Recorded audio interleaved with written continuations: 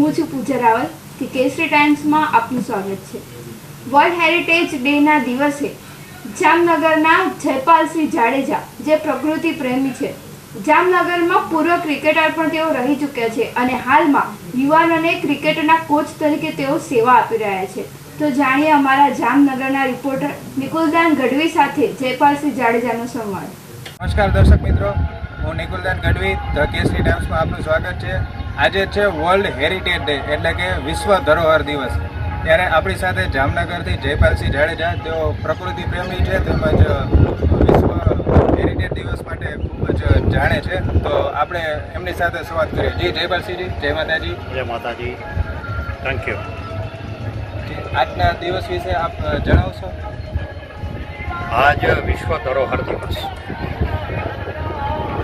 એટલે આખા વર્લ્ડની અંદર જે કોઈ દેશ છે ત્યાં જૂની જે ઇમારતો છે, સ્થાનો છે, એને સાચવી રાખવા, આવતી પેઢીને એના વિશે જ્ઞાન આપવું, જેથી એ પણ એને વસ્તુને સાચવે। તો અત્યારે આપણે જે સ્થાને ઊભા છીએ એ લાખોટા તળાવ, હવે જામ રણમલજી બીજા 1820માં ગાદી ઉપર બેઠા અને 1852માં એમનું દેહાંત થયું। આ સમય દરમિયાન 3 મોટા દુષ્કાળનો એમણે સામનો કર્યો। 1834, ત્યારબાદ 1839 અને પછી 1846। એટલે રાજવીઓ પ્રજાવત્સલ હતા અને એમણે પ્રજાના હિત માટે રોજીરોટી મળી રહે, કામ મળી રહે અને શહેરનું કામ થાય એટલે શહેરની મધ્યે આ તળાવ બનાવવાનું ચાલુ કર્યું, જેનું કામ 13 વર્ષ ચાલ્યું। 1839થી 1852 સુધી ચાલ્યું। હવે આ તળાવની અંદર એક તો ઘડિયાળી વાવ છે અને બીજો નાળિયેરી કૂવો છે અને એનું પાણી નાળિયેર જેવું મીઠું હતું।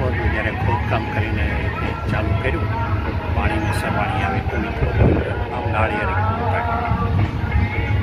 તો આ કામ 13 વર્ષ ચાલ્યું। આ જ સમય દરમિયાન આ લાખોટાનું પાછલું જે સ્ટ્રક્ચર આપ જુઓ છો એ પણ ત્યારે જ બનાવવામાં આવ્યું છે અને આ સ્ટ્રક્ચરની પાછળ ભુજીયો કોઠો છે, એ પણ આ જ સમય દરમિયાન થયું। એ સૌથી ઊંચી ઇમારત એ ભુજીયો કોઠો હતી, 137 ફૂટની એની ઊંચાઈ। કે હેલિયોગ્રાફી સંદેશની આપલે કરવા માટે એ ઉપલા સ્થાનથી મશાલોનું પ્રાગટ્ય કરાતું। હેલિયોગ્રાફી ઇનફેક્ટ સૂર્યપ્રકાશથી કે કોઈ પણ પ્રકાશથી રિફ્લેક્શન્સ કરી અને દૂર સુધી સંદેશા મોકલવા, એટલે જે તે સમયની જે માંગ હતી એ પ્રમાણે કઈ ટાઈપના સંદેશા મોકલવા એના માટેનું આ સ્થાન હતું।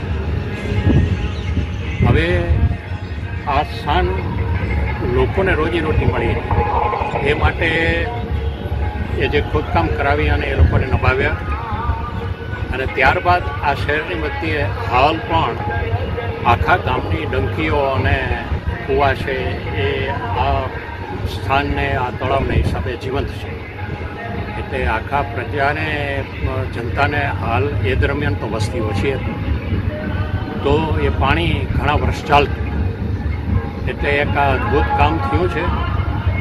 અને આજે 1852 એટલે કે 173 વર્ષ પહેલાં આ જગ્યાને, આ સ્થાનને બનાવ્યું જામ રણમલજી બીજા, જે 15મા જામ સાહેબ હતા।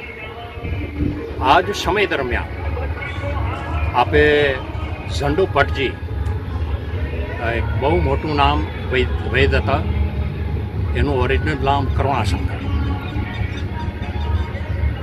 લોકોને ઘણાને ખ્યાલ નહીં હોય કે પવનચક્કીથી પેલી સાઈડ ઢાળીઓ છે પેટ્રોલ પંપની પાછળથી, ત્યાંથી આગળ એમની વેધશાળા છે અને એ વેધશાળા ભારતની અંદર હોસ્પિટલાઇઝેશનનો પહેલો કોન્સેપ્ટ લાવનાર વૈદ ઝંડુ ભટ્ટી હતા। ઝંડુ એક વનસ્પતિનું નામ છે, આમ નામ એનું કરુણાશંકર, પણ એમનું નામ ઝંડુ એનાથી લોકો ઓળખતા। તો દર્દીને ઘરે નહીં પણ એક અલાયદી જગ્યામાં રાખી અને એની સારવાર કરવી એ વેધશાળાની અંદર હાલ પણ એ જગ્યાને અમુક સ્મારકો ઉપસ્થિત છે અને ખરેખર તો એનું પણ કેર કરવા જેવી છે. એટલે એક હેરિટેજ પ્લેસ કહી શકાય. અને ત્યાં જ બાજુમાં ગોરખનાથ સંપ્રદાયના નાના નાના મંદિરો પણ છે, એ પણ એક હેરિટેજની જગ્યા છે. ત્યારબાદ જામ રણજી 1907માં જ્યારે રાજગાદીએ બેઠા, આ ગાળા દરમિયાન પહેલાં પ્લેગનો અનુભવ લોકોને થયેલો, એટલે હવા ઉજાસ અને લોકોને સારી ચોખ્ખી હવા મળી રહે એ માટે શહેરની રચના અને ડિઝાઇનમાં ફેરફાર કરવો એવું એમને લાગ્યું હશે. એટલે એમણે બ્રિટિશ આર્કિટેક્ટ અને એન્જિનિયર સર એડવિન એમને અહીંયા આમંત્રિત કર્યા. અને ત્યારબાદ તમે હવાઈ ચોક અને તે પહેલાં નાની નાની શહેરની વાત કરો તો ખુલ્લી હવા અને એ બધું મળી રહ્યા માટે ચાંદી બજારનું સર્કલ છે, હવાઈ ચોક જગ્યા છે, લાલ બંગલા સર્કલ છે. તો આની રચના એમની ગાઈડન્સ નીચે થયેલી. એ પછી ઘણા ડેવલપમેન્ટના કામ થયા અને રેલવે છે, પોર્ટ છે, આ બધું જામનગરને એકચ્યુઅલી તો ઘણી બધી વસ્તુ છે એ જામનગરમાં એક હેરિટેજ ગણે છે. નેચરલ હેરિટેજ પણ એમાં આવી જાય. ગુજરાતનો એકમાત્ર સંગીત ઘરાણો પંડિત આદિત્યરામ ઇતિહાસ, એ ઘરાણો એ જામનગરમાં છે. થોડા લોકોને ખબર છે, પણ એ ઘરાનામાં જામ દિગ્વિજયસિંહજી સાથે પરણવા માટે જ્યારે સિરોહીથી ગુલાબકુંવરબા દેવરા એમની પિયરની હતી, એ જ્યારે અહીંયા પરણવા માટે આવ્યા એટલે સાથે એક એકોમ્પનિસ્ટ હોય કન્યા સાથે. તો એની સાથે એક વડારણ આવે. એ વડારણનો દીકરો એક મહાન ગાયક છે. પંડિત આદિત્યરામજી વ્યાસના ઘરાણામાંથી ચતુર્ભુજ રાઠોડ તરીકે એને આખા દેશમાં નામના મેળવી. અને જ્યાં પણ સંગીત સમારોહ થતા તો આ સંગીત સમારોહમાં એની ગાયકીની શૈલી ઘરાણો રચવો બહુ મોટી વાત છે. ગણાગાંઠક ઘરાણા આખા હિન્દુસ્તાનમાં છે. તો એ એક નામના કાઢી ગયા. એટલે એક પણ કેશવ સંગીત વિદ્યાલય તરીકે અહીંયા તળાવથી નજીક જ તે આપણે ઢાળીઓ ઉતરીએ ત્યાં કેશવ સંગીત વિદ્યાલય આપણે હેરિટેજ પ્લેસ છે. આપણા શહેરના આ બધા સર્કલ પાસે આપ જે સ્ટેચ્યુ જોવો છો એમાં સ્વતંત્ર ભારતના first chief of army staff general રાજેન્દ્રસિંહજીનું છે. એ પણ આપણે ગર્વ લેવા જેવી વસ્તુ છે. અને સ્વતંત્ર ભારતના પ્રથમ એલચી તરીકે ઓસ્ટ્રેલિયામાં નિમાયેલા દુલીપસિંહજી, આ ક્રિકેટર,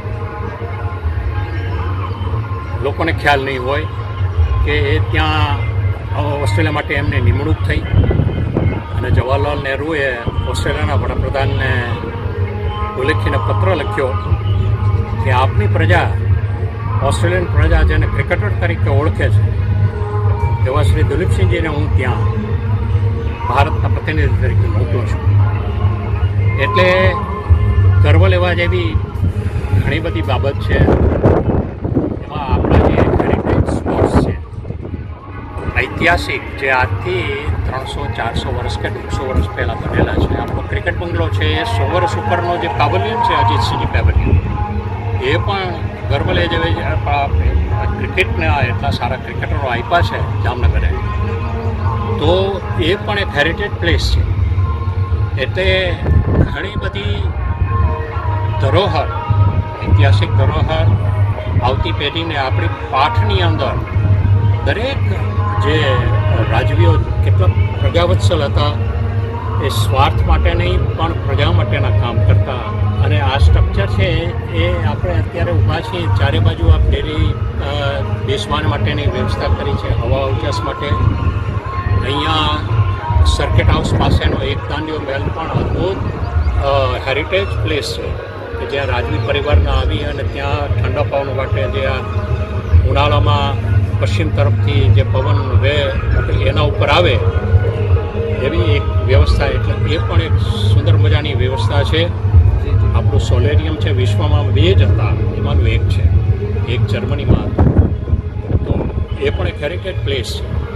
એટલે અહીંથી લઈને દરબારગઢ સુધી, દરબારગઢ જૂનો છે જે વિલિંગડન સ્ટેશન પાસે, તો એ પણ એક હેરિટેજ પ્લેસ છે. અગાઉ રાજવીઓ ત્યાં રહેતા અને બુચરમોરીનું સ્થાન છે જામનગર જિલ્લામાં પાસે.